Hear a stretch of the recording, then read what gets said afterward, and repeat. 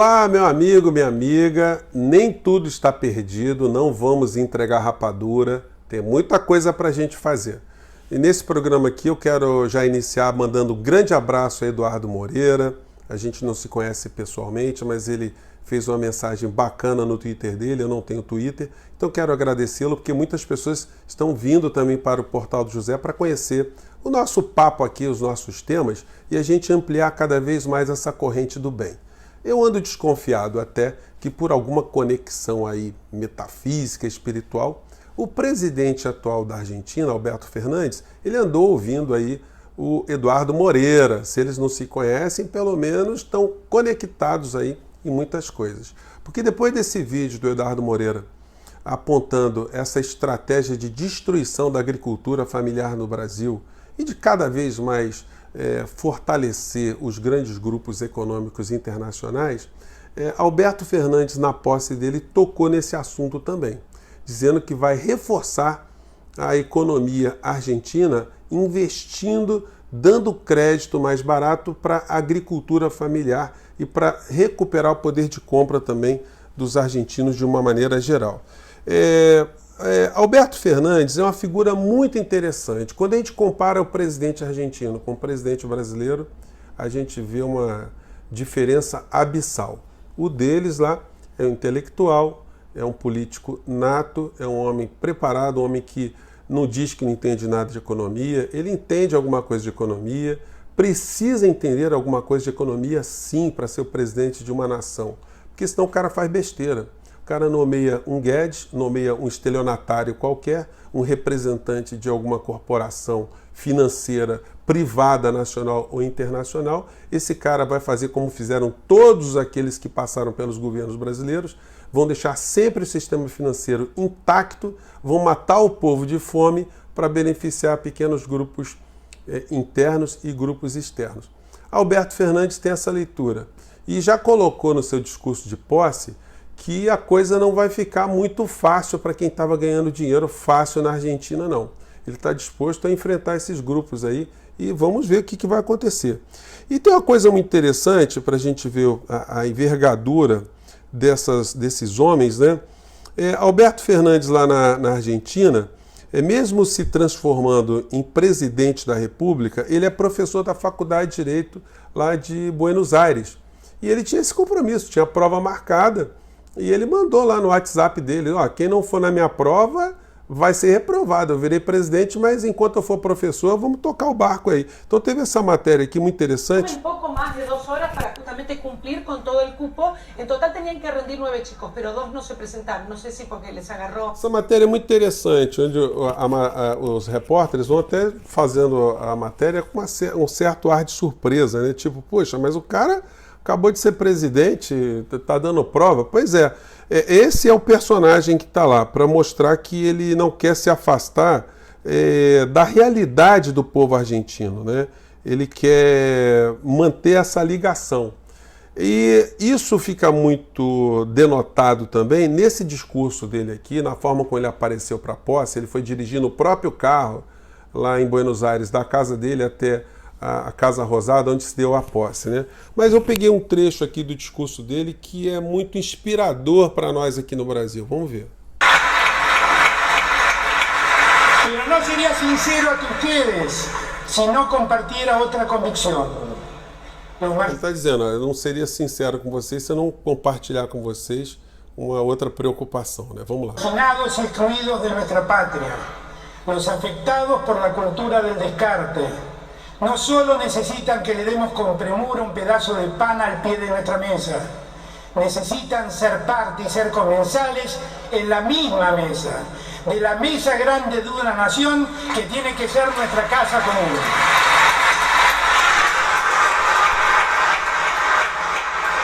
Gente, aí tem esse ponto, eu separei. Tá muito legal o discurso dele inteiro. Ele fala de coisas muito estratégicas, muito inspiradoras, mas isso eu achei o toque mais humano da fala dele. E mais político também, e talvez o mais cristão, vamos dizer assim. Ele diz o seguinte, olha, num momento que a sociedade está tão fraturada, que tem tantas pessoas passando fome, não resolve só a história a gente chegar a dar um pão para essa pessoa. A gente tem que chamar essa pessoa para a nossa mesa e repartir a mesa e repartir o pão. Olha só que imagem interessante, gente. Essas pessoas, elas precisam ter um sentimento de pertencimento e de irmandade umas com as outras. Olha que coisa bacana. Enquanto nosso presidente que fica fazendo discurso que vai caçar comunista, vai caçar o politicamente correto, vai combater isso, vai combater aquilo, né? Vai combater minorias, que temos que privilegiar as maiorias, o presidente lá da Argentina está fazendo um discurso, um chamamento à integração, à irmandade, ao pertencimento, ao sentimento de nação. Ele vai enfrentar muitas resistências, porque na Argentina os meios de comunicação, e que ele já declarou que também vai jogar duro com qualquer tipo de perseguição que for feita ao governo dele, os meios de comunicação lá são privados, em sua grande maioria, e defendem interesses das grandes multinacionais, dos grandes interesses financeiros, do grande rentismo.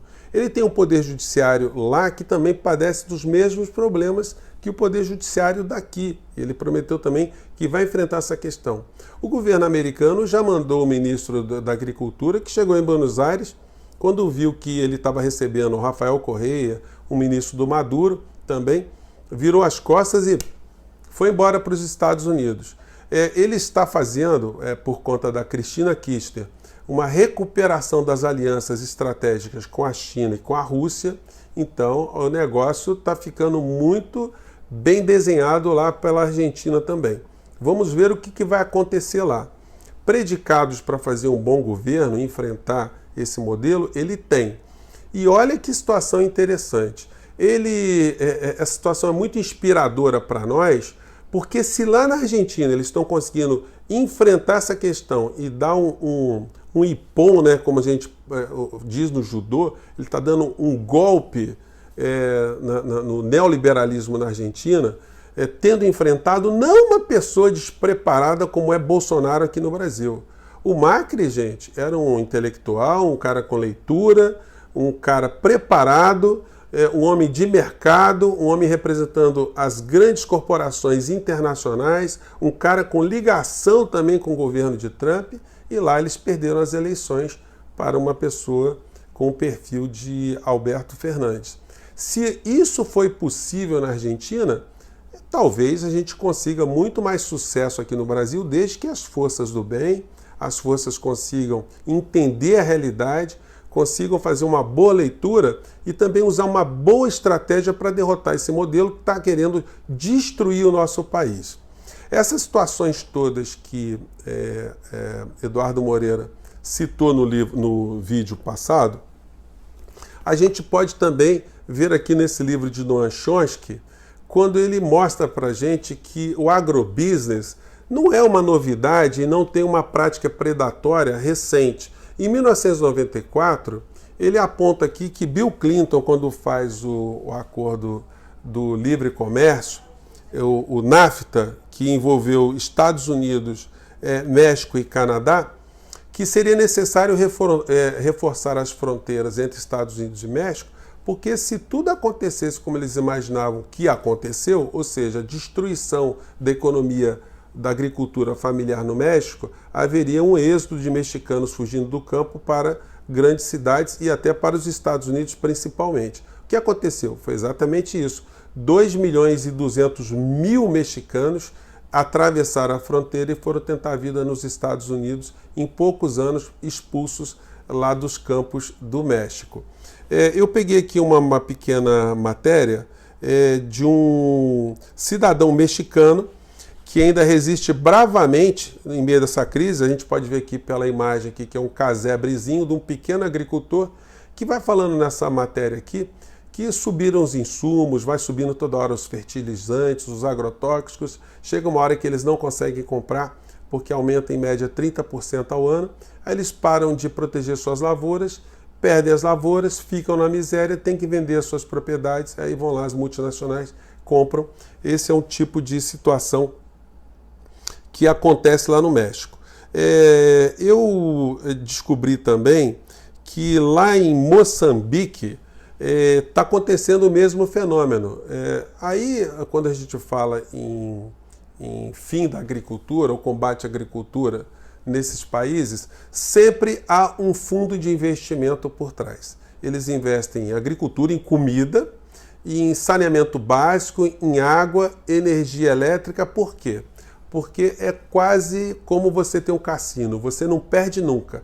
Porque se o consumidor não pagar, você fecha a torneira, você corta a luz, você não fornece alimentos.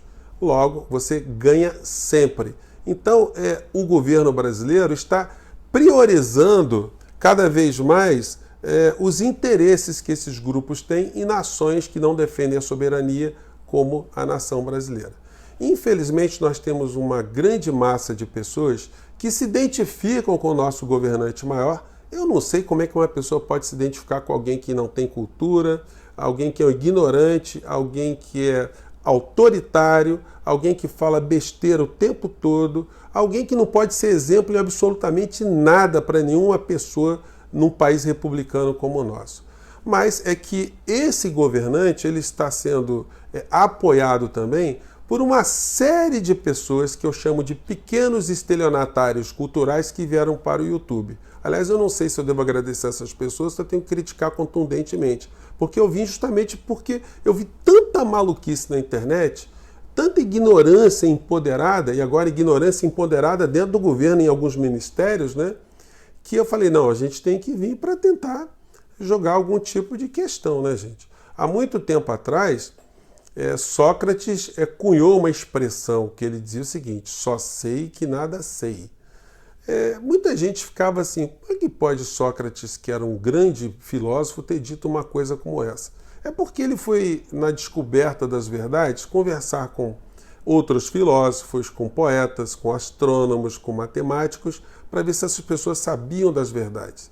E descobriu que as pessoas tinham um conhecimento muito pequeno diante de tantas dúvidas, tantas questões que haviam na humanidade. Ele descobriu que o conhecimento que ele tinha sobre as coisas e que as pessoas tinham sobre as coisas era muito menor do que o seu não conhecimento sobre as coisas. Então, ele só sabia que nada sabia. Então, eu acho uma temeridade as pessoas virem aqui para o YouTube ou para vir para o público quererem dar regras absolutas como se fossem detentores das verdades. Esses pequenos estelionatários que recomendam livros que eles não leram, eu digo isso porque eu compro os livros que eles recomendam, leio e depois eu vejo, não tem nada a ver com aquilo que ele falou. Então, isso é um grande perigo para a sociedade, quando você tem uma ignorância empoderada de pessoas que sabem, que não sabem, mas fingem que sabem as coisas. Num país onde tanta gente não teve acesso a escolas, tantas pessoas não tiveram acesso a livros, a oportunidade de terem livros para ler o tempo todo, né? Essas pessoas acabam ficando reféns desses pequenos grupos de estelionatários culturais que acabam ficando muito empoderados e porque também são discípulos do maior estelionatário cultural, que é o professor, como eles chamam, Olavo de Carvalho. É um homem que eu critico de uma forma contundente, porque eu acompanho tudo aquilo que ele escreve, tudo aquilo que ele fala, todos os vídeos dele, e quando você vai checar, você percebe que ele mente, que ele adultera a verdade, que ele se auto-alucina, que ele se auto-engana, e isso acaba contaminando uma série de pessoas que estão do nosso lado, né, gente? Pessoas que são nossos parentes, nossos amigos, nossos colegas, e que estão contaminados com esse tipo de pensamento, e que a gente não pode achar essas pessoas como pessoas profundamente do mal. Elas também são reféns, elas também foram ganhas por esse tipo de situação que a conjuntura ofereceu. Mas compete a nós também desmanchar esse nó, né? Levar a razão, levar o conhecimento, levar o debate, conseguir entrar na cabeça dessas pessoas, conseguir entrar no coração dessas pessoas para fazer como está acontecendo na Argentina. A gente chegar a ter um líder que consiga aparar essas arestas e colocar todos os brasileiros sentados na mesma mesa para repartir o mesmo pão, né? Essa visão muito legal, a visão cristã, né, no fundo, né? Eu fico por aqui, um grande abraço, se você gostou, dá o joia, compartilhe o nosso vídeo e vamos em frente, né? Muita coisa há o que fazer no futuro aí. Vamos lá, gente.